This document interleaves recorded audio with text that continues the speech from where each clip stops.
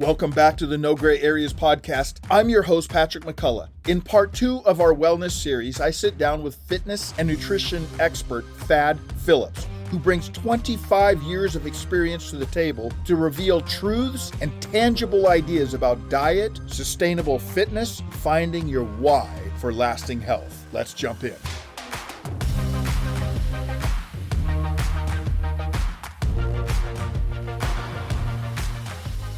Thad Phillips, welcome to the No Gray Areas podcast. Brandon, welcome to co-hosting. Happy to be here. Anybody who's been listening to us knows who you are probably. But Thad, give us a little background on who you are. Yeah. So I'm married. I've been married for almost 30 years, 2 kids. Congratulations. They're not kids anymore. They're adults. So I got 24 and 21-year-old. So, background on me a little bit. I've been in the fitness industry for about 25 years, doing some pretty high-level fitness stuff for a large corporation out here in Arizona. Yeah, and that's one of the reasons that we're having you on, because this episode is dropping in January. Yep. People have made goals and New Year's resolutions, and statistics say that about 70% of those New Year's resolutions will be around fitness. So we wanted to have you on, and it's really a two-parter, if you will, because we had Dr. Melody on, and she talked a little bit about this, but we wanted to have you help us actually follow through with those goals, because I bet a lot of the audience is like I have been many times, where I'm like, okay, this is the year. I'm going to get in shape this year. And then, 3 weeks later, we're back to our same habits. So we wanted to talk through a little bit of that. You also are in church security as well, right? I am. It's kind of a weird twist on how God puts you in certain places. So I was doing fitness for about 25 years as a career. And for a large portion of that time, I was doing church security as a volunteer, but kind of a lead volunteer, so pretty big role in volunteering. I currently have flip-flopped that. So I am currently, as a career, I do church security, and as kind of a ministry, now I do more of the diet stuff, more of the fitness stuff. So, So for some of our audience, though, Thad, that may go, church security, what in the world? They may not know. And before we turned on our mics, we were all laughing about this. It's a real thing, though. Like it's a serious thing. I know the FBI over a decade ago said that one of the biggest threats were sporting events and church events. And so it's a serious thing. And that's where we actually met. So I was speaking at a larger church, and you were part of the executive security team. And so you would follow me around. And then when I was up there speaking, you were off to the side on the stage in the dark, watching the audience. But again, and we're going to get into health stuff in a moment, but I think this is just interesting.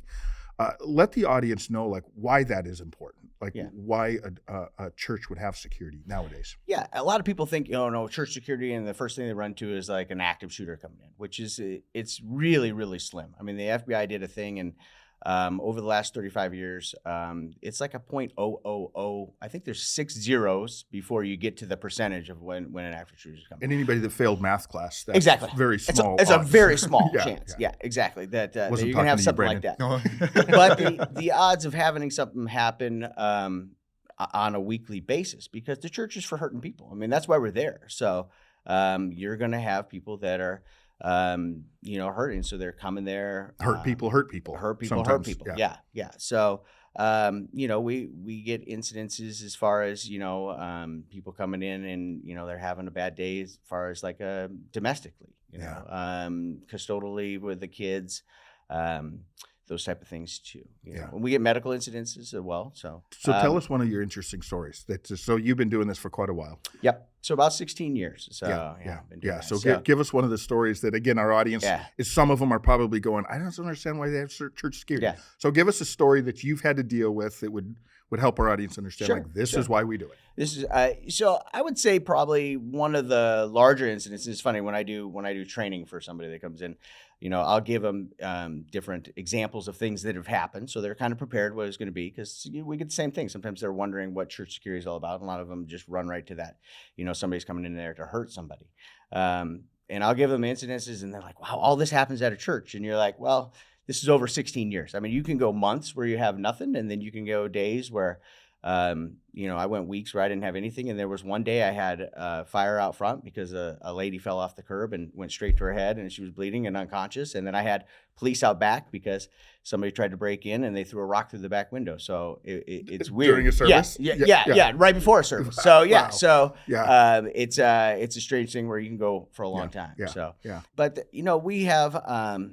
we have people who have come into the church and they said God has told them to do something, and it's generally something that's going to be disruptive. So probably our craziest story, which is weird because he's always there to kind of give us a heads up when something like that's going to happen. We had a guy that was in the lobby and he was pacing back and forth in the lobby and he just didn't look right, and that's kind of what we call them is DLRs. They don't look right or they don't act right, and he was pacing back and forth.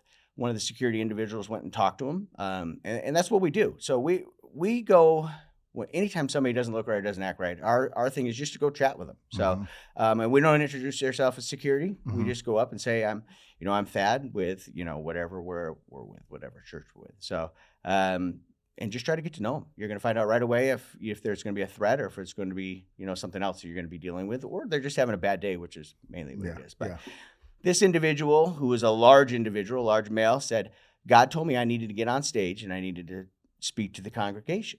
And we're like, sir, that's not going to happen. We can't do that. Well, God told me I have to do it. And I'm like, that's probably not what we're going to have happen today. But if you want to go inside and have a seat, no, I don't want to sit. So he's walking back and forth. And luckily the guy in the lobby that contacted him made a radio call out. Hey, we had an individual out here said he wanted to get on the stage. He's looks pretty aggravated. Probably 3 or 4 minutes later, we hear, he's coming over the radio.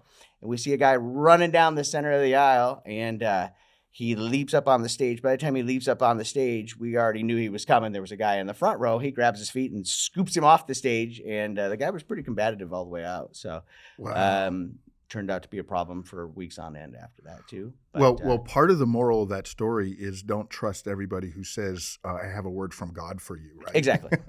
I mean, I've learned that in my life that even I'm being a little silly here, but truly to take this kind of in a serious direction.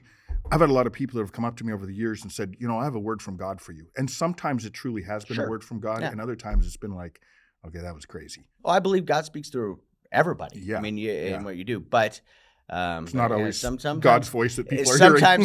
Sometimes that's not always God's voice that people are hearing. So let's jump into the health and fitness. Okay. What do you believe, just as a person of faith, you believe that we've been created holistically, so physical, spiritual, emotional, social, and that all of those are important. So speak into that a little bit. I think of that verse, especially in the Bible, where it says physical training is of some value. And I've heard people misinterpret that because some people will be like, oh, see, it's of no value. And I said, that's not what it's saying. No. That Paul, when he's writing that, is saying that the spiritual life is the most important, but the physical is also important because we've been creating holistically. So speaking of that. I mean, I go back to thinking, your dad gave you a really nice car, and he wants you to, this car, if you take care of it, it's going to last forever. And then, you start beating up on the car and not taking care of it, how would he feel on that? So I think we've been given a vessel to do his work. I think, by taking care of that vessel is going to be able to make you healthier. And I think when you're healthier for other people as well too. So, spiritually speaking, for me, exercise is, it's one facet. The diet I feel is the most important as far as is what your body is doing and that type of thing. But exercise now, as I've gotten older, is more of a mental break for me. So by able to step out and do an hour of something a day and just kind of disconnect from everything else, it provides clarity, and it's almost a spiritual thing as well too. So it just makes me better for the next part of my day. I think it makes me better as a person. I think you bring up a great point again that holistically, because they're all tied together too. Sure. I think in our Western mindset, we dichotomize everything. So we kind of have our silo of the physical, we have our silo of the spiritual, but they're not that way. We're created whole. So if you don't think that your physical will affect your spiritual, emotional, don't eat for 3 or 4 days. And see how that's starting to affect you emotionally and even spiritually, right? So they are all tied together. So I love your illustration, though, of it's like getting a nice vehicle and taking care of it, because the body that we have is the one that God has given us, and he's put, beginning of the narrative, us in dominion over that. Yeah. The power and complexity of human choice, kind of what we talk about with this podcast. Yeah. And we make choices every day on how we're going to care for that. Yep. Right? And that's what you're saying. Exactly. Yeah. Brandon, what are some of your thoughts about that? Just holistically, being created holistically and how that's important. Oh, yeah. No, I think I 100% agree. I think that as a human being, if there's an aspect of what is being human, then that's something that is of importance.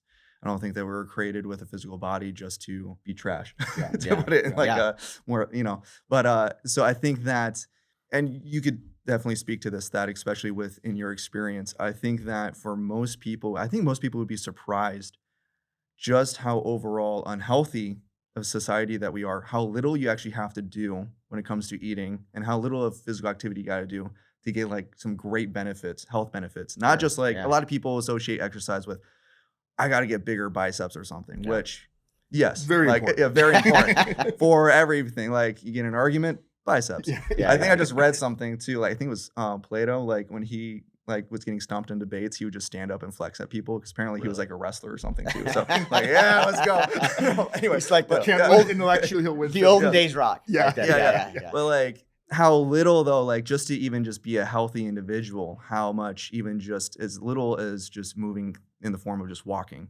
how even eating and I want to, measure to this too, because you mentioned that it sounds like in your experience, if you were to put, based off what you said, when you put them together, like fitness and exercise and then nutrition, you said that you felt like nutrition carries more weight to that. And you made the analogy to a car. And I love that analogy because the way I look at it sometimes is when you go to the gas pump, you look at, there's regular, plus, and then premium. And I use regular all the time. But I've heard that people say that when they use premium, they find that overall maintenance for their car is so much better. They don't have as many repairs that, need to come with that. And I feel like if we're to look at the human body as like a machinery, like a machine, that the things that we put in our body is going to only make that machine function more appropriately and just better. So let's dive into that a little bit. Of course, like we can talk about like fitness and exercise, but I think for a lot of people, like it's one thing for nutrition. You probably said like, hey, just eat good and stop eating crap. Yeah. And that's pretty simple. Yeah. But I think in execution, it's a lot harder. So in your experience, you said like for 24 or 25 years of being a fitness professional, how did you go about that with your clients, members? So I was blessed with running a large corporation's fitness. So what was great there is the corporation started, I was here in Arizona. So it started with about 800 people. And I had just myself running this corporation, their fitness, their wellness. We had a little small gym, it was about 1,100 square feet. And this corporation out here blew up.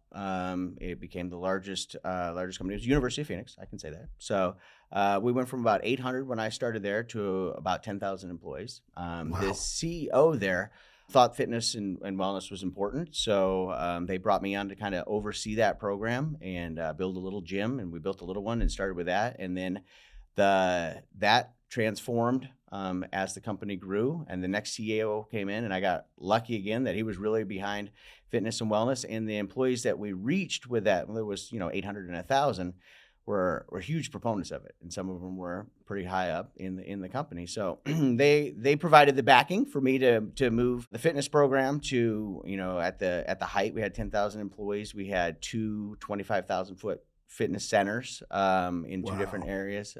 So we were very large. It was pretty much free to all the employees. So they could just really quick, they could like during the day take part of they their were work encouraged. day to go work out and work with you. And so you would put together a workout plan for them, a health plan for them if they wanted. Yeah. So in the beginning, it was work out with me. In the middle, in the heart of it, I had 13 trainers that they would work. They get free personal training as well. We do nutritional counseling. We did incentive programs. And we literally had thousands of people that were taking part in this program because it was free. Yeah. The company made it convenient. And it was something that everybody saw the benefit from. Yeah. So what's nice with me is for me to be able to work with people, because I was already in the fitness industry probably 6, 7, 8 years before that. Owned my own personal training company for a while, that type of thing. But it got to where I could work with somebody who was in their mid-20s that was just came out of college, former athlete, all the way into their 65, full-time executive working 80 hours a week. So it gives you a really broad base of people, to see what works for who. Because, and I did it over 20 years. So I did it when there was, South Beach diet and the cookie diet, you know what I mean? All these crazy fads and diets. There's fast diets that I would have to listen to when people would come in, and I would, I could work with them throughout that whole process. And it's funny after how I evolved and how the program evolved by seeing what worked long term. And what was also cool is, we would have people that worked with us for 10 years, so you got to see, I would get a good picture of someone because I could see that they made their New Year's resolution. We did an incentive program. They lost 25 pounds and everybody would cheer them on. And then by August, September, they gained that 25 back. By the holidays hit, now they were up another 5 and we would run another incentive program and they would jump back on. And, 10 years prior, they may have been, 130, 140 pounds. And 10 years later, now they're still 160, 170 pounds and they've done 10 incentive programs. Yeah. So, but vice versa, we've seen what worked. Whereas the long-term stuff, you're here for the long-term, the journey. Yeah. And that's where the benefit came from. And that's where the program I shifted more over the last 5 years to that. Yeah. And today, that's how I still help people is there's some basic things you can do that long-term will keep the weight off. And what people don't understand, and I always tell them, is the journey along the way. So the journey that they're going through, it makes them more ownership of the program as well too. Yeah. So to Brandon's point, or to his question that he was asking, that's really good background that you're telling, because you've seen what didn't work. And for most of the audience that's listening, myself included, we've seen a lot of those things where it's like, okay, this is the year. And then you do it for 2-3 months, and then you're right back to where you were. But then you've also seen what really worked long term. So what are some of the tangible things that you did or saw that helped people really keep these goals long term? So going back to the nutrition aspect of it. So it all starts with food. It really does. You can't, we always used to say you can't outwork a bad diet. So you can go to the gym and vice versa. We would see people that come in, all 5 days a week and they were still gaining weight and still overweight because they didn't have the nutrition aspect down to it. So the number one thing that I recommend to everybody now is tracking everything you eat. It sounds like a lot, but it's gotten incredibly easy over the years as far as the apps that we have. When I first started having people track everything they eat, it was really hard. You had to go out and go on Google, or there was a couple of nutrition pages that you would search something to do that. So, but there's tons of fitness apps out there now. The first thing I do tangibly when I get with somebody is I get them to download MyFitnessPal. It's an easy fitness app. You use the free version. It's got millions of items in it.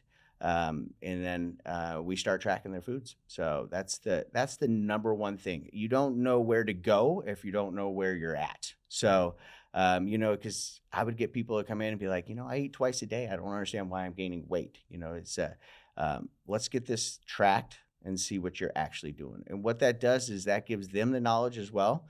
Knowledge is power in this. So the journey that they go through, gaining the knowledge, doing that is where the real benefit comes. So it's by far the number one thing that I recommend people do. So you're saying number one, just download one of these fitness apps. Yep.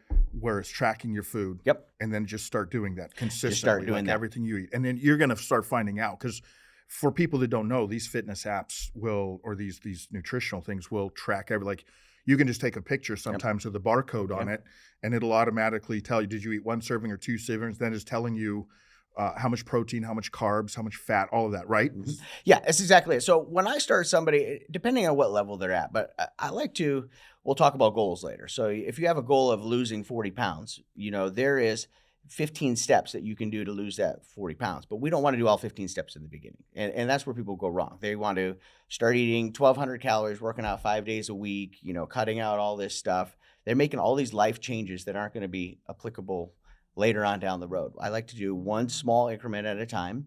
The first thing we do is we'll download the app. You spoke about macros. when you download the app, we do have to put you're going to want to put a basic start of like how many calories you're at. And a lot of people are like, I just don't even know how many calories to start at.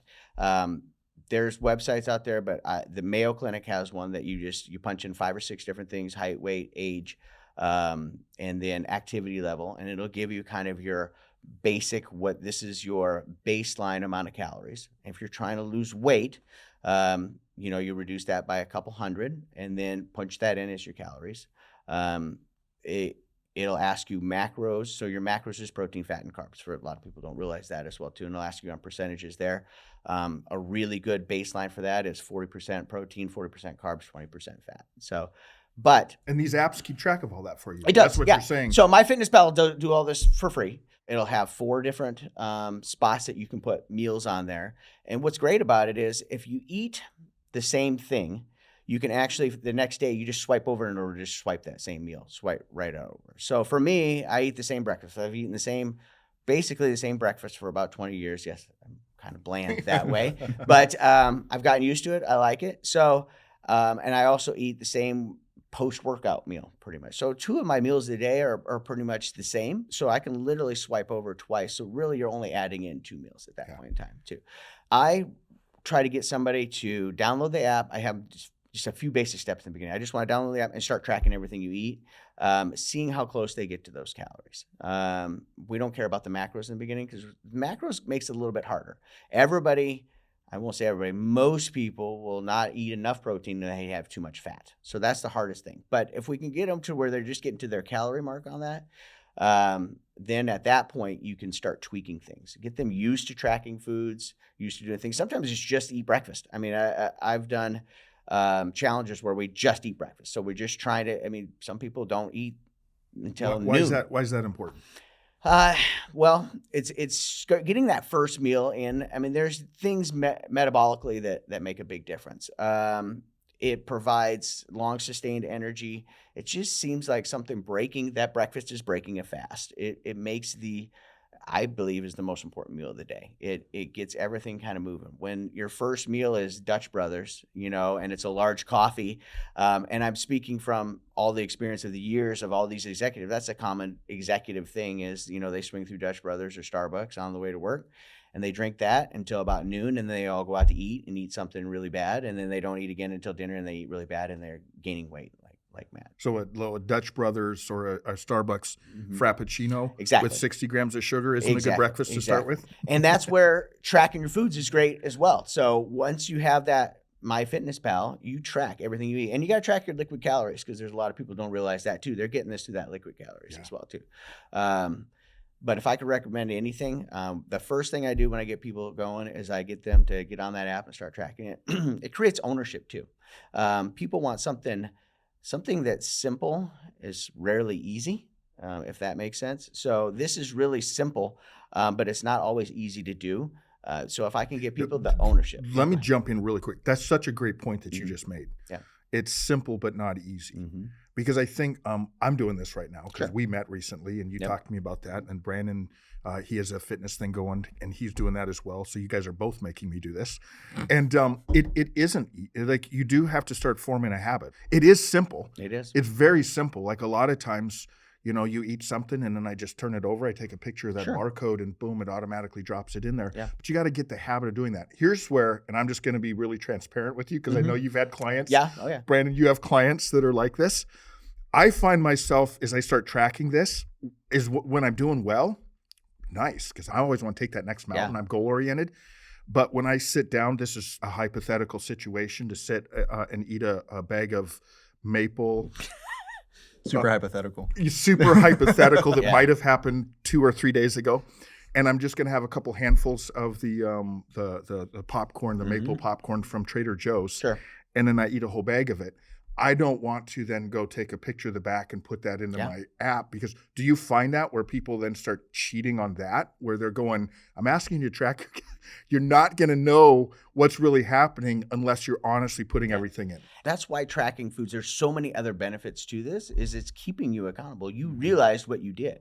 The biggest thing I always tell people is it's consistency is the key. So yes, you ate a whole bag of maple popcorn, but if you can get that mindset, have your why, where you can be like, all right, I'm gonna add that in. Wow, I just went over by 1,500 calories for today. Tomorrow's a new day. The app starts over at 0 every day. So every day you have a new fresh start. So I always tell people consistency is the key over long term. So yeah, you messed up right there, but the app started at 0 the next morning when you woke up. Love that. So you start over. And what's great is if you do what you should do and eat breakfast every day, it's roughly the same breakfast. It's a good, healthy breakfast. It starts over at 0 and you make that first swipe, you just accomplished a task. It's like make your bed. I mean, there's a whole book on that, so it's that first task of the day that you got done that you can swipe it over. And then there's your day.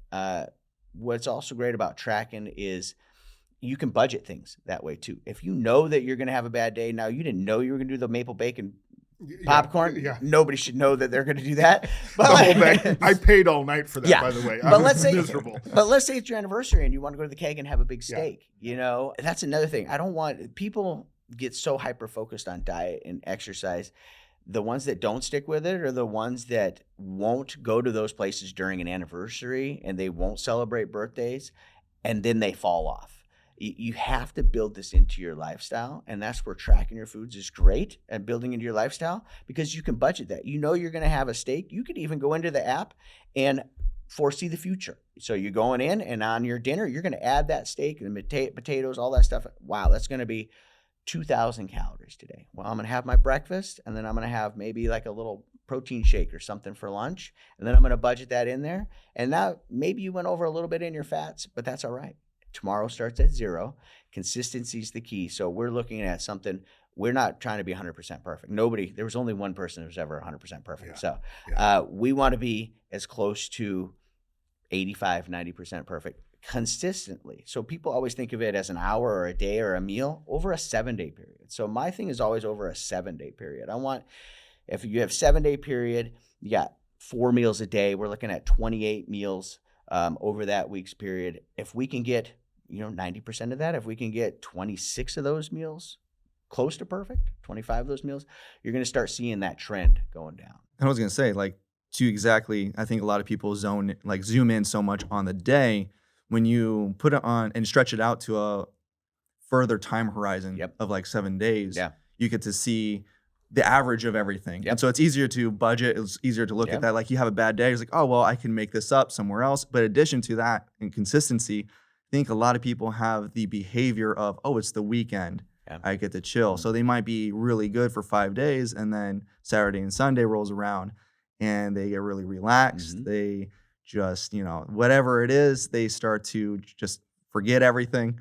Everything goes out the door. They start to eat. And then if you were to look at it at a weekly basis, it was like, well, why am I not losing weight? Why am I not getting my goals? And we look at it a weekly basis, it's probably you're pointing as oh, well, you were really good for, Monday through Friday, but Saturday and Sunday, you got the pizzas, you got the sodas, you got the maybe more than one Dutch Bros. No. Yeah. And that's where I always try to encourage people to track it even on the weekend. It's hard, because you got life and you're like, this is this kind of thing. But you can still, even if you have your pizzas and your Dutch Bros and your sodas, you can still wake up and have your breakfast first thing in the morning. You can still kind of create a routine and build that in there. But you said that 100%. I would get people all the time that, we could look at their MyFitnessPal and see that they stuck, let's say, their 2,000 calorie mark, and they stuck to it all the way through there. And then Saturday and Sunday, they didn't track it all and be like, what'd you do? Or I would get them to track and they were at 3,500 or 4,000 calories on Saturday and Sunday. We have to take a mean of that 7 days and be like, okay, if we were trying to be, 200 calories in the deficit each day, to get to that deficit point, and then you were 200 calories less for 5 days, but then you were over by 1,000 on 2 days, which direction did we just end up going? So, I like what you guys are both bringing up, though, which I think is so important, because a lot of times where we go wrong, especially with health and fitness, but it can be in all areas of our life, is we start trying to achieve perfection. And it's just not a reality. Nope.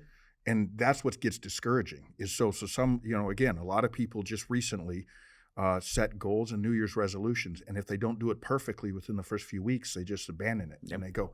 But I like what you said, that fitness tracker, that the macros, it starts at 0 every day. And again, as people of faith, that's our hope, even as Jesus followers.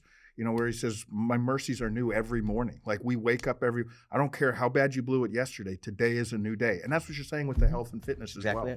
What do you see are some of the key mistakes that people make where they end up falling off the wagon? Hey, we hope you've enjoyed this episode so far. Be sure to like and subscribe to not miss a future podcast. Okay, let's get back to the episode.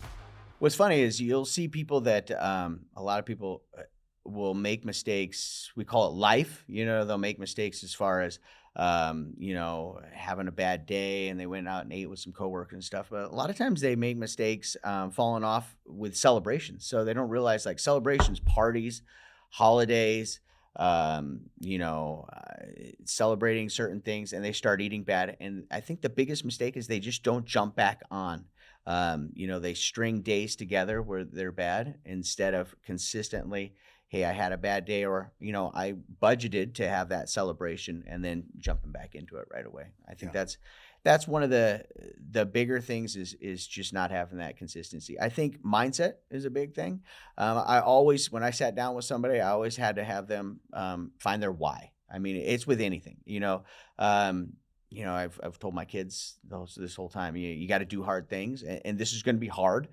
You want to get them in the right mindset that this isn't going to be easy. It's going to be simple, but it's not going to be easy because there's going to be times that in your life that life's going to hit you in the face, and you're going to be out, and your only choice is going through a fast food restaurant, or you're going to be out with some friends, late night or doing something like that, and making those choices at that time as well too. But having your why, they need to have that reason, why they're doing it, whether it's to be healthier for their kids, whether it's to do weight loss, for an event, find that why, whatever that why is, and just try to remember it every time. Well, that's huge, isn't it? Simon Sinek wrote that book years ago called Start With Why. Mm-hmm. And it wasn't so much around health and fitness, although it certainly fits in that. Yeah. But that was his point, is he's saying even organizationally, a lot of people know what they do and how they do it, but they don't know why they do it, which is where they lose momentum. Yep. Because you have to go back to so why am I doing it? Why do I do my job? Why do I do these different tasks that are part of my job?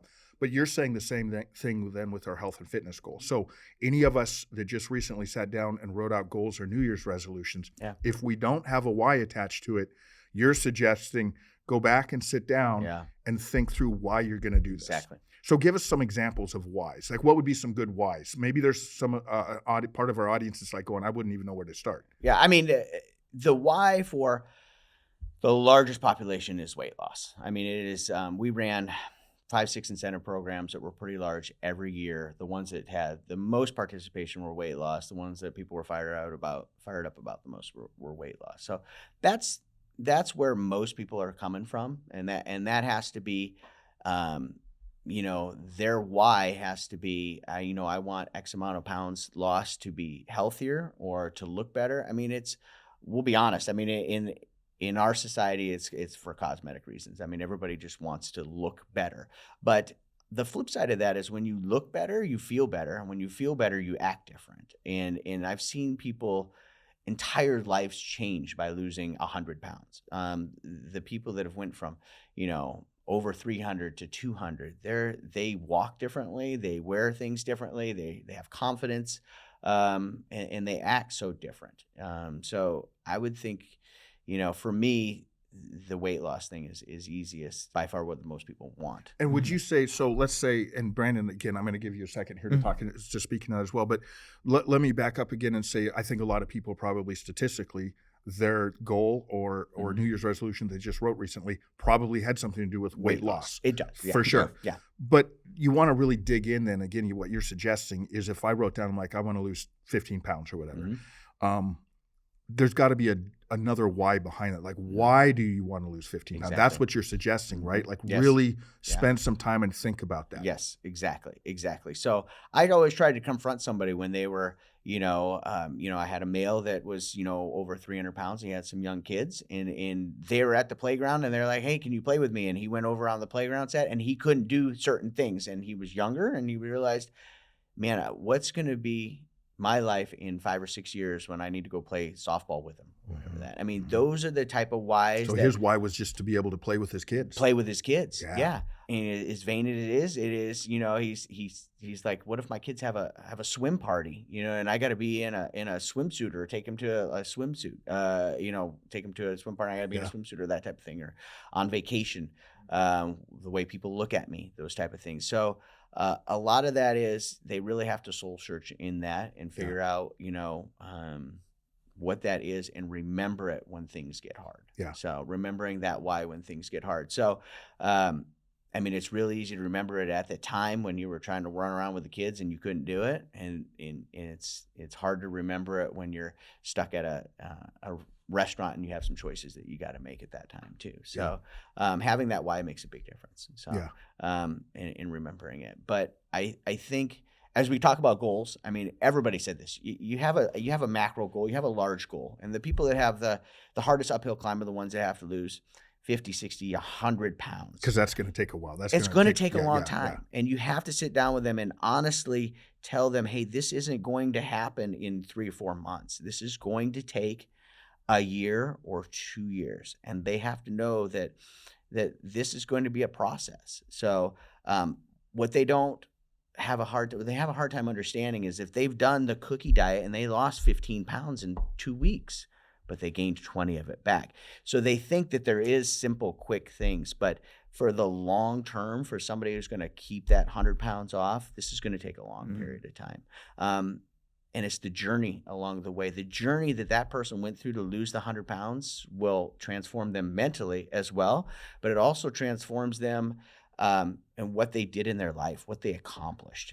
I've seen some miraculous stories of people that, you know, we helped in the fitness, you know, in the fitness center that were well over 300, almost 400 pounds, and they've dropped 100, 150, 200 pounds, and they were still coming to the fitness center, you know, 10 years later, taking all the classes, just a completely different person. And they didn't see it on the outside because it took years. But for me, I can look back and be like, man, I remember when I first saw you and you come in and your head was down and you were just so negative and everything was so bad. And now they're the cheerleader in the office and they're accomplishing so much more, and they've moved up in the corporate world 3 spots.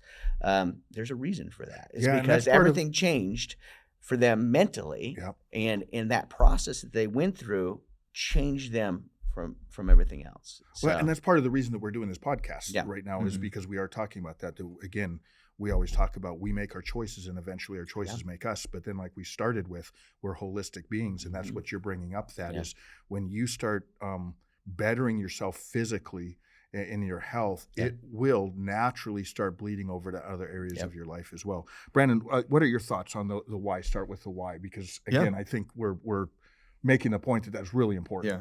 Well, kind of really quick touch on that, what you just said. I think doing things with like physical body, fitness, exercise, nutrition, that is the most tangible thing that you can do. And so you get an instant response, right? Whether you feel like in the moment, like you get the feeling like, oh man, my heart's racing, you know, I'm sweating. And then of course, of time, you start to see different changes going on. And so one of the things that I think is very important, especially when it comes to exercise, physical activity, all that, is that it is probably going to be the one thing out of, if you were to look at the categories of, I guess, a human being, physical, emotional, mental, and spiritual, oftentimes physical aspect is going to be the one that you're going to get the most return on investment quicker than a lot of other things. And so you get to learn a bunch of different kind of habits, and you get to learn about consistency and discipline that carries over. So habits compound vertically, of course, but also horizontally. As far as the why, absolutely, 100% agree with you. I think that for most people, especially in the context of New Year's resolutions, I think most often not, and the reason why it has such a like high quote unquote fail rate of 70% is because most often not, the goal itself is just not important. Often not, then people that make these goals, it's just like, you don't actually truly value this thing. And when I think about the things that I was most successful with my life so far, and I'm sure you guys, you gentlemen can agree with this, is the things that you were super successful with, and especially with goals and habits, usually those things were very, very important to you, whether it was marriage, whether it was fitness, whether it was career, whatever it is, those goals became very much more real to you. Those habits became so much more simple and easier to start to accustom to because of how important, how valuable it is. I think a lot of people listening to this, when it comes to, if you're thinking about like, oh, I have a fitness goal for my New Year's resolutions, really dive into the why. And I think that as a coach, part of our job to really dig into there. For one, it's the reality of it. We'll be doing people a disservice if we don't help them dig into what, like, anybody could say, I want to lose 20 pounds or 30 pounds or 50 pounds. But if we dig into, it's like, well, why is this important to you? And it's usually always rooted in some kind of pain, whether it is vanity, like, oh man, I just don't find myself attractive. I don't think I find myself attractive to my significant other. It could be the worrisome of like, oh man, I am severely overweight and I can't even hang out with my kids. I can't keep up with them. And I want to make sure that I'm with my kids. I don't want to be part of the statistic in which I have some kind of metabolic condition or disease or cardiovascular disease in which might not be able to even have quality life with my kids. And so there's a lot of pain rooted in this. And I think a coach helping somebody navigate and dig that, when you really find the root cause of why the actual goal, because like the weight loss, weight gain, whatever that goal is, that's very superficial. There's a reason why somebody's saying that. And when you can really dig into it and really discover what is the core of this, it becomes so much more important, so much more valuable to the person. Mm-hmm. Because when they see that, a lot of people, like, they might feel this way, but they don't want to admit it to themselves. But when you bring that out of them, it's now like, it's one of those things like, if this continues for the next year, 2 years, 3 or 5 years, where do you think you're going to be with your life? And is that going to be something you're okay with? Mm-hmm. We're presenting you now a decision to make. Are you make a decision to continue down this road, or are we going to follow the footsteps of this?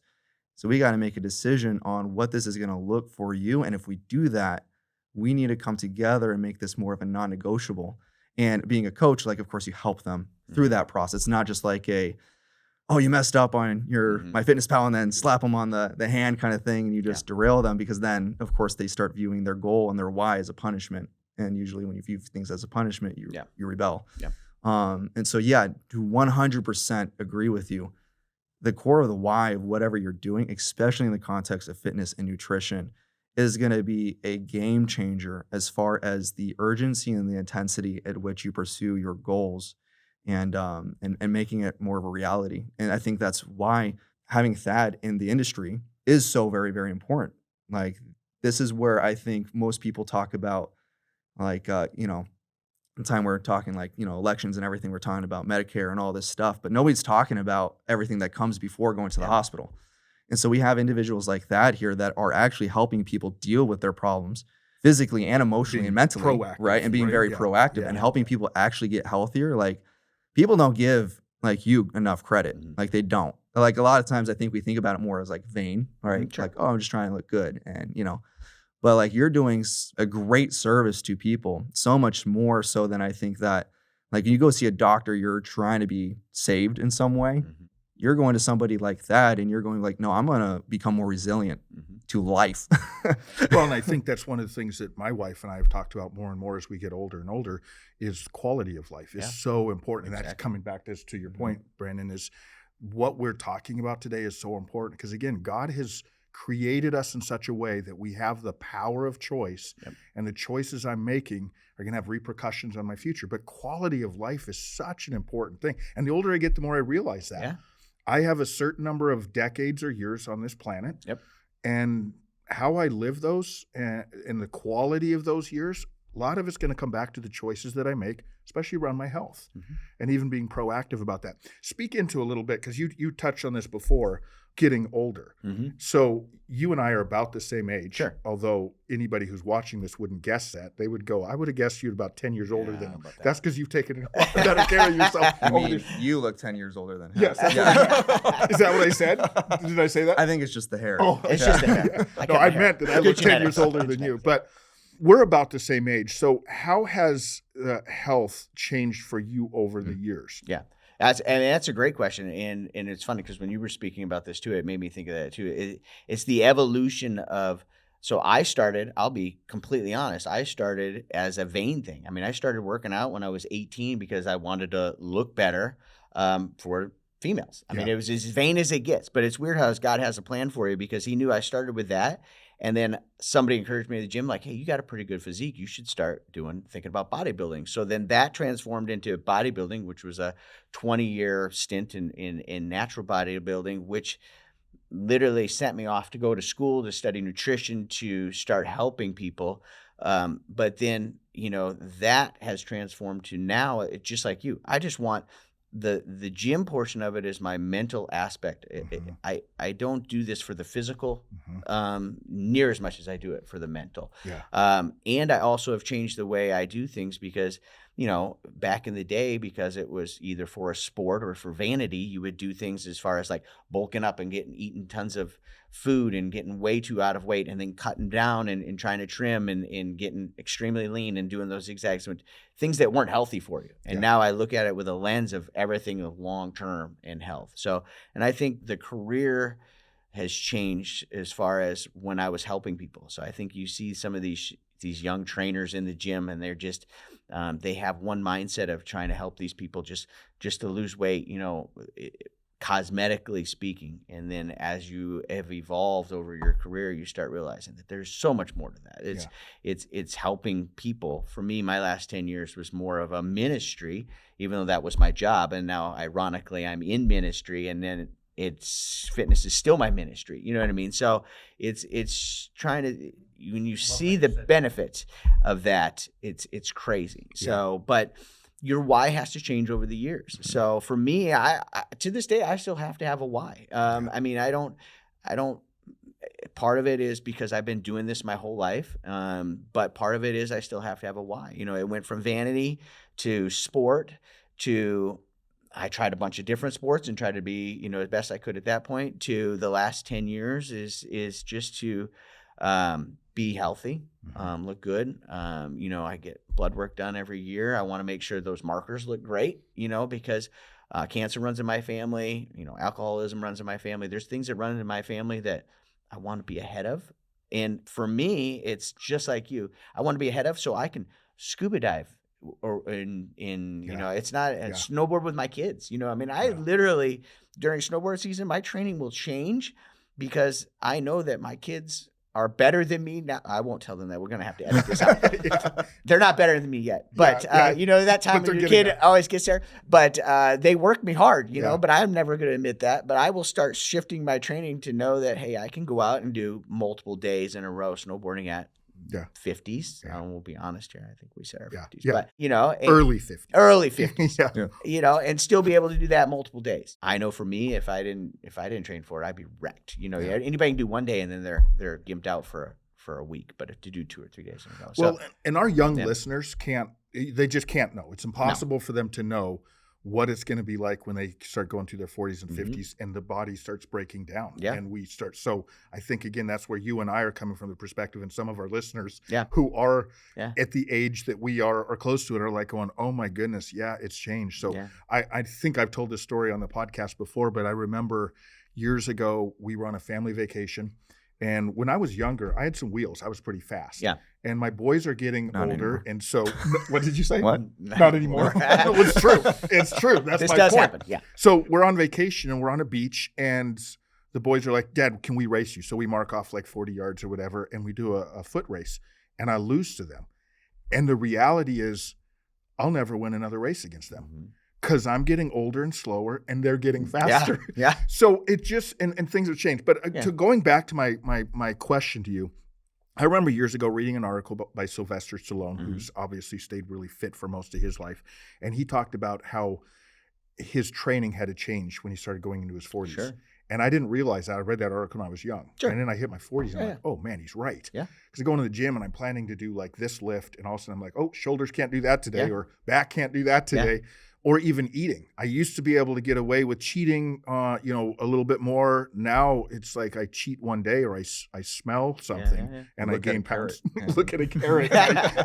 So speaking of that a little bit, like, have you had to change some of your habits as you've gotten older, or did you have these great habits?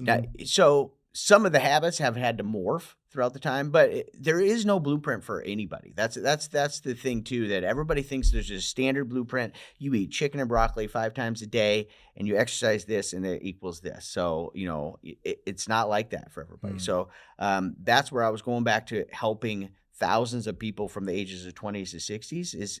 Is you have ages, you have different genetic makeups, you have stages of life, things that are going on, and really trying to build this into your life, and what your life might look completely different. If you're a 24-year-old male who's single, your life is going to look completely different than a 40-year-old mom with 2 young kids, you know? So you have to really build that into that. So yeah, mine has morphed over the years, but so will everybody. Everybody's going to have to morph. And it's funny you say that, because I remember I'm young enough I started to get into bodybuilding when I was probably 19, 20 years old. And I was in it pretty hardcore, as far as like I was going to like the rough and tumble gyms and that type of thing. And I remember, looking up to the guys that looked great, and they were usually in their 30s and 40s. And, you had the old guys that were in there, 40 years old, telling you, oh, I got this ache and I got this pain. And when you get to be my age, you ain't gonna be doing this. And, you disregard them, at that time. But you know what? It's a journey. So it's the journey that got you through that. You have to experience you lifted way too heavy and you wrecked your shoulders, younger. If somebody can tell you. You talking to me? No. I think you are. But okay, go ahead. If somebody can tell you this is what you're going to do, you can take that advice. But a lot of times it's just the journey there. You know what I mean? It's living through that. I wouldn't trade any of my past 30 years of working out, even though I know, my back is wrecked from probably things I did when I was younger, like motocross and gymnastics and that type of thing. But I attribute to most of that to deadlifting for really way too heavy for my size and my frame for many, many years. And I think I don't think it is medically wrecked, but would I trade that? I'd like to go back and do things different. Would I have ever done anything different? No. I'm with you. Yes. When I was younger, deadlifts is what build the most amount of mass. Everybody told me that I was going to do it. Younger people have a mindset, and I say younger people as in myself, in their 20s to 30, even early 30s, of that mindset of I will do anything to get to this, and the consequences come later. Like you talked about, health. I have the hardest time when I'm trying to work with somebody that's in their 20s.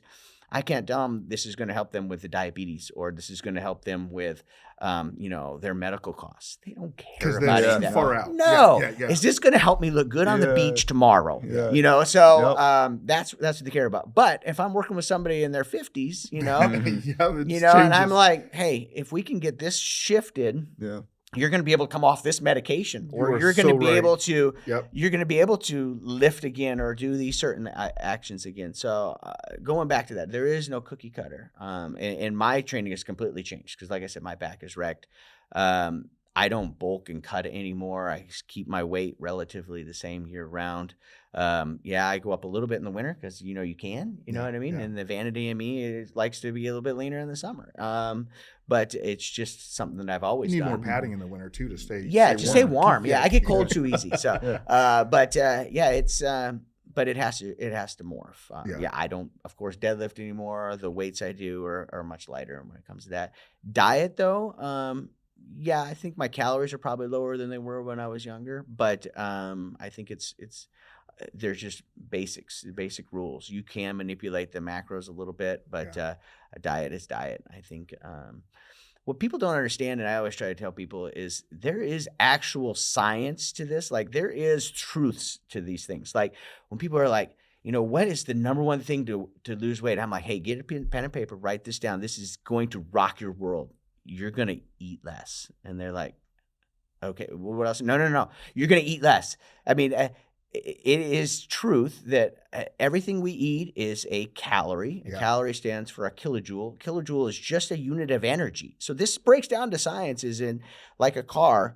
If you put too much gas in this car, it has to do something with it. If you put too much units of energy, too many calories in your body, it has to store it as fat. If you put not enough calories in your body, it has to pull from somewhere because your body runs on energy. Just think of it as simple as that. It's energy. So people don't understand that it really is, the simple is not always easy. It's just a unit of energy. Let's just get your calories down lower than what you're burning on a consistent basis, and you're going to lose weight.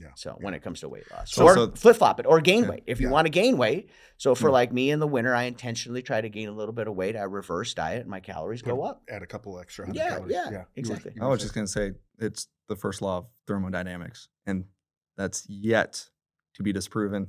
Yep. So it is. And I tell people, It is basic science. It's how it works. There is a so number we could have out saved there. time with his podcast and just said, Oh, Thad, what do we need to do? And you say, eat less. Eat less. You know what Yeah. I'm saying? Yeah. But okay, but really It's quick. 100% true, though. For the people who have done that, because then I want to jump into the fad diets, though. Yeah. Because I think you guys would both say, okay, eat less. But then the problem is there are a lot of people, they're like, okay, they did some grapefruit diet or something where they lived on grapefruits 5 days a week and they lost a bunch of weight, but then they gained it all back. So it is eat less, but you mentioned it before, fad diets, the danger of fad diets. And that's just it. So that's where the simple isn't easy. Simply, you eat less. But is this something that you can do long-term? I mean long-term as in like forever. Is this something that you can live through? And even tracking foods can be a bother to people. I mean, are you going to say when I'm telling people, hey, I'm going to track foods for the rest of my life?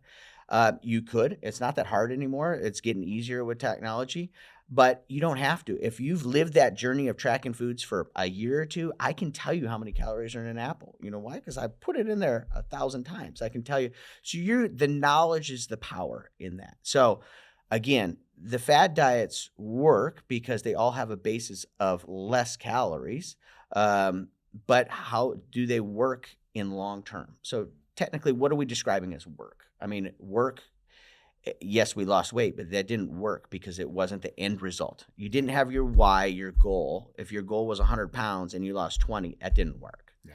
If your goal is 20 pounds and you lost 20, but then you gained back 20, that didn't work. So the goal and the why has to be that, and we have to look at it long term. The fad diets, what they're preying on is everybody, especially in America, wants something quick and easy. They just want it. They want somebody to tell them what to do, and they want the easiest way to get there. What's the pill, the surgery, the thing I can do to get there? And rarely is easy good. And nothing ever. I tell my kids, just like we said, everything that is hard is worth having. Yeah. It is, and this is going to take you some process to get through that. So. They have to look through that lens. Anytime you're looking at the latest diet, which there's going to be a ton of them in the first year here, going to be a ton of diets coming out and crazy exercise machines. Can you do this? Are you willing to do this for years? Yeah.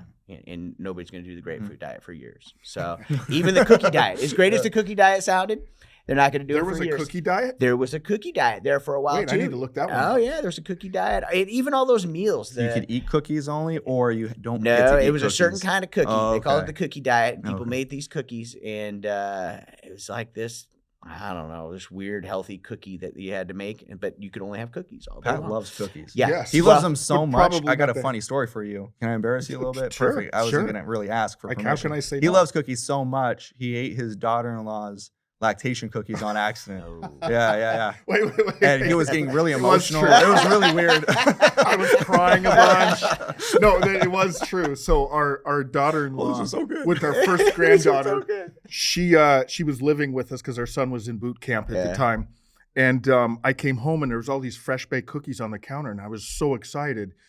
And so I grabbed a big cup of milk and I started eating. I don't know. I ate half a dozen of them or whatever. And then my wife and daughter-in-law came home and they're like, "Did you eat a bunch of those?" And then they told me they were lactation cookies, which, I had all kinds of weird things happen after that. Yeah.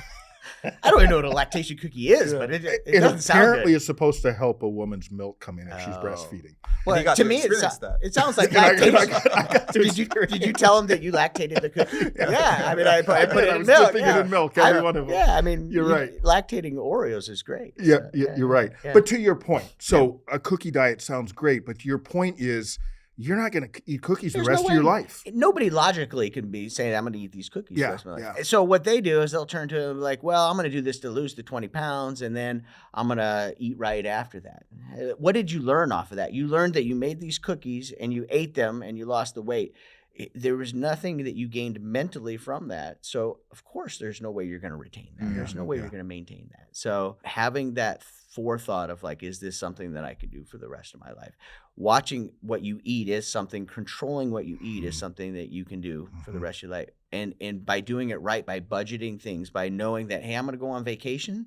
So you know what? I'm going to eat pretty restricted calories. And when I'm on vacation, I mean, there's days, weeks that I don't track foods. I mean, I've been tracking everything for many years. Because It's you super kind of easy. know. Yeah. But I kind of know Yeah. while I'm on vacation too, because, I probably won't get that breakfast I eat all the time. I probably will have, go out to a restaurant. And I know I can order an omelet, and I know roughly how many calories are in that omelet.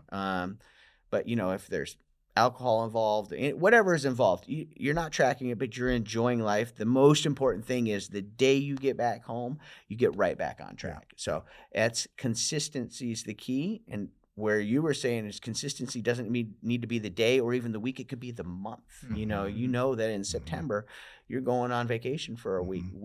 We want to be able to do that. Yeah. And your way of life needs to allow that to happen. What you guys are both saying, which I think goes back to a leadership principle that I heard a long time ago, and I'm going to adopt this to the health. But they always said that as an organization is growing, if you're in leadership, you've been doing everything and you got to start handing it off. But you don't want to hand it off because you can do it better. But the principle is if someone can do it 70% as well as you got to let them do it. And then I take that principle and apply it to what you're saying. You're not going to be 100%. But if you can be 70%, if you can take some of these things and recognize that it's not a day, it's a week, it's a month, and I can be 70% or 80%. You're gonna you go out 2, 3, 4, 5 months, you're gonna start noticing huge changes in your health. Is there anything we're missing, Thad, as we're wrapping this up? Any other tangible advice that you would want to give? As we're wrapping up this episode, be sure to leave us a 5-star review. And if you're watching on YouTube, leave a comment on something you'll take away. All right, let's hop back into the remainder of the episode. It really just comes down to just like what we talked about here. So you're going to have your why. So I always start with mindset. Make sure the mindset is right. So when you're going into this, write down tangibly why you're doing it. Know that it's going to be something that's this process that you're going to do has to be something that you're going to have investment in, for a long period of time or forever, which is what should we want. Start slow. Add things in. You've got one large goal, and even starting this process, adding one thing at a time. The first thing I have people do is just start MyFitnessPal and then start tracking everything they eat. And then after they track everything they eat, we try to get them as close to their calories as you can. After you get as close to your calories as you can, then we try to get them close to as macros as we can. And then after we get their macros as we can, then we'll start reducing the calories if we need to reduce them. So taking weeks to do that. Track everything you eat for a week before you even start worrying about the calories. Then let's punch in the calories. Then let's track everything we eat for another 2 weeks with the calories. But these slow increments, if you try to do all this at once, it's way too much. Try to add things in at a time. And then when you start tracking your foods, just start with breakfast. I always just have people start with breakfast. Once they get that breakfast nailed, then we move to another meal in the day. Start with lunch. Move to lunch. After the nutrition is set, then we start getting them into the gym and exercising as well. And I don't know where everybody's at. I mean, our listeners are going to be all over the board, just like I was when I was helping thousands of people. So you're going to have people that are going to be listening to this that are already going to the gym 2-3 days a week, and maybe eating all right. And they're going to, but those people can take something from this as much or more than even somebody that never goes to the gym and needs to lose 100 pounds. Because somebody who's going to the gym already, 3-4 days a week, they kind of know what they're eating and they're not getting the results they have. You don't know where to go if you don't know where you've been. So you said that earlier, and that's a power. That's good. There's so much power in this knowledge of knowing where you're at. And like we talked about, it starts with nutrition, because if the nutrition's off, everything else will. And the older we get, the more that we find that true, isn't it? Going back to what we were talking about earlier. Yes, you could cheat a little more on your nutrition in your 20s and 30s than you can when you start getting your 40s and 50s. So building those habits in your 20s and 30s are going to go a long way to help you. Yeah, and that's 100% true. I mean, it's depending on where you're at in your age and what you're doing. But I've seen people now, obesity is running rampant. So we were helping people in their mid-20s that were extremely overweight. It's really common now for people to go to college and they get their first job and they gain that, we call it whatever that freshman 15 freshman 15 Turn is. into freshman 30. Yeah, well, it's called career. Inflation. It's called career 20. So a lot of times they actually come out and they go into their career and gain another 20 Career pounds. 20. I've never heard that. Yeah. So it's a thing too. So we've seen a lot of people that got out of college, got their first job, and in college they were still super active. They were still running around. You got classes. Your life looks different. And when you get into a corporate world, now your life looks different, or a real job. Your life looks different at that point because it's a lot more sedentary. It's a lot more focused on one thing. And when you're focusing on one thing, you don't focus on other things too. So that's a problem. Getting behind earlier in life, as far as physically, either with your health, is a problem because now you're at 30 and you're overweight and we're struggling with it. So, but everybody's different. Everybody's going to be in a different spot. So, well, and as we wrap this up, I just wanted to touch on something again that we started with. Duhigg wrote a book called Habits, and in that he talks about like making small habit changes in any area of your life. They've proven this scientifically. That it will have repercussions in different areas of your life. And we started that by saying we're holistic beings. It would make sense then. So you have given us some really practical, simple, but not easy first steps that we can take right now.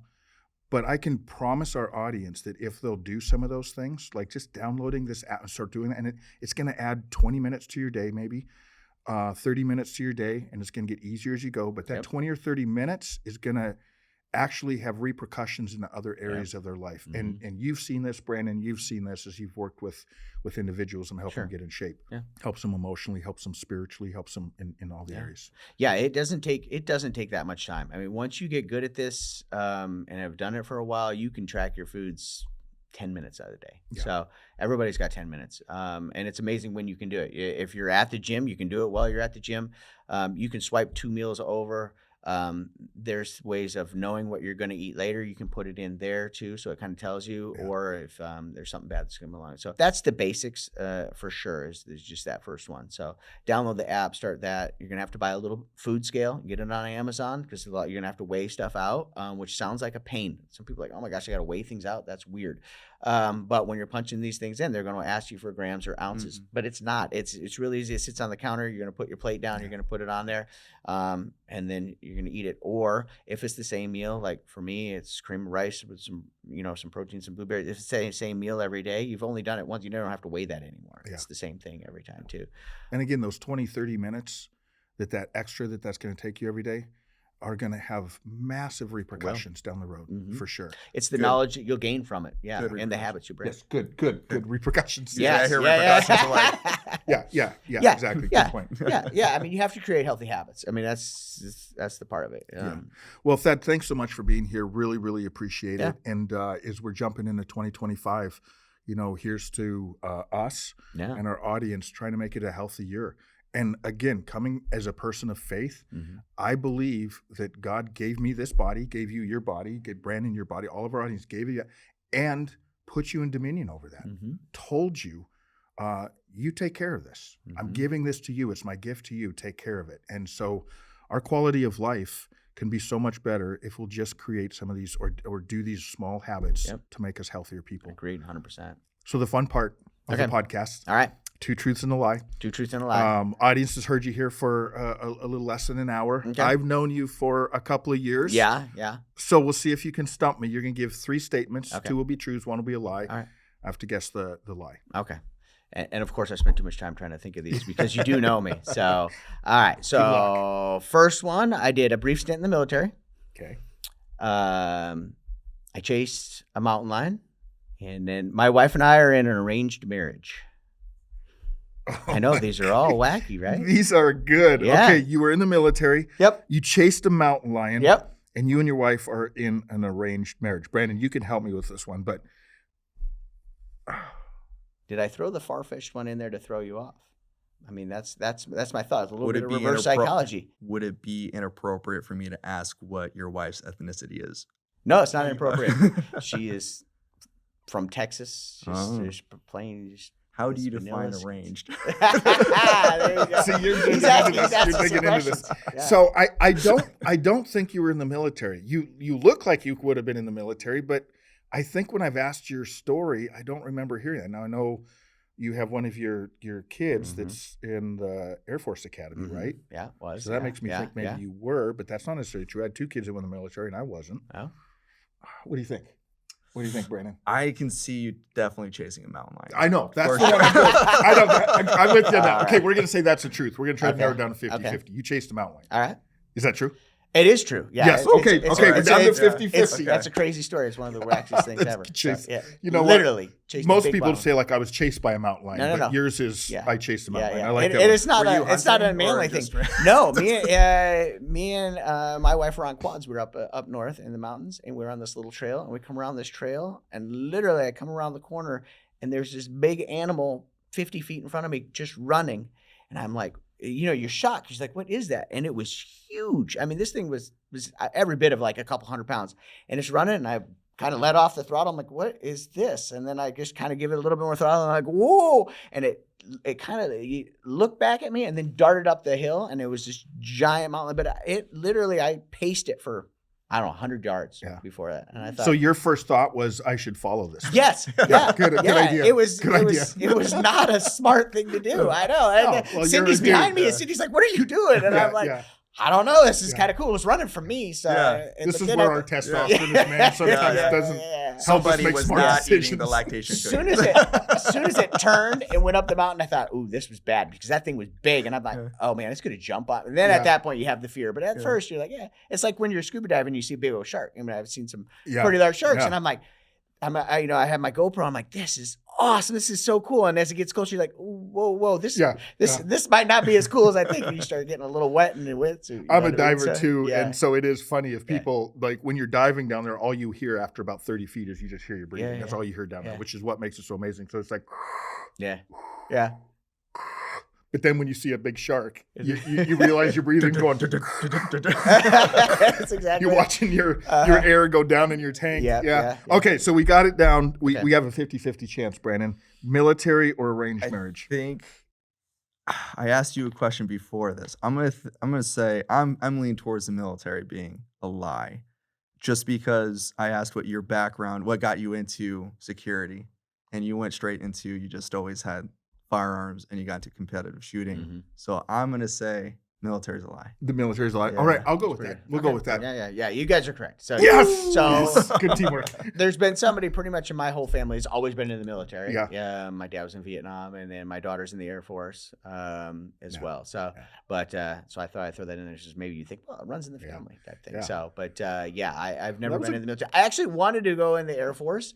It's funny, my daughter followed the path, and I never even told her that was the path I wanted to do. So I wanted to go in the Air Force and be a pilot, and I never did. I was detoured when I was younger from doing that, and my daughter ended up doing that path. So that's crazy. So yeah. So arranged marriage, though. Yeah. We got to come back to that in a second. Yes. But just so the audience knows, there's no joke with you. I don't want to embarrass you, but you do competitive shooting, and you're no joke. You're good at it. Yeah. I like it. It's a hobby. So there's always somebody better. You always learn. There's always a plenty of people better. Just when you think you're good. But you're at the level where there's a lot of people worse, though. There's always someone better, but there's a lot of people worse. That is true. You have to get to that point. That's for sure. So, but you're always chasing that next one that's better. But it's just like when I was bodybuilding too. You have your friends. You think you're good, and then you get up on stage with amateurs and you do real well, and then you get up on stage with professionals and you're like, whoa, there's a whole nother level of this.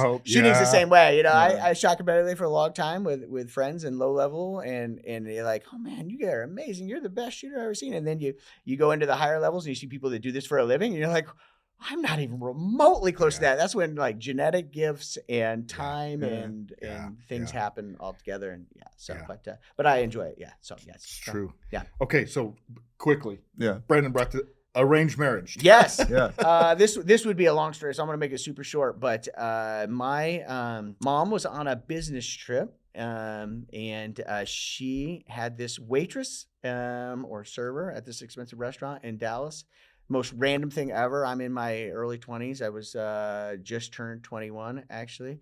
Anyway, so she's at this restaurant, and this waitress, she was hitting it off with her, and she's like, "You'd be perfect for my son." And she's in Texas, I'm in here, and I guess they talked, and this waitress was like, "Yeah, okay," they're showing pictures, a little creeped out.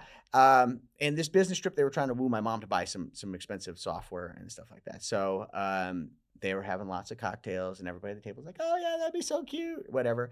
The waitress kind of ducked off to the back when they left, and fortunately for her, she'd say that she didn't give out her phone number. Well, the next night, they're all driving around in this, I think it was in a limousine, and one of the guys in the car is like, "Hey, we need to go back and get that phone number for your son."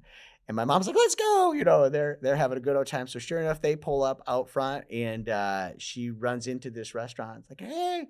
And my wife, I'm going to ruin the story now, happened to pick up that shift. She wasn't supposed to. This was definitely God ordained here. Wow. And she's like, wow, this lady came back for this number. I guess I'm going to have to do it. So she gave her the phone number.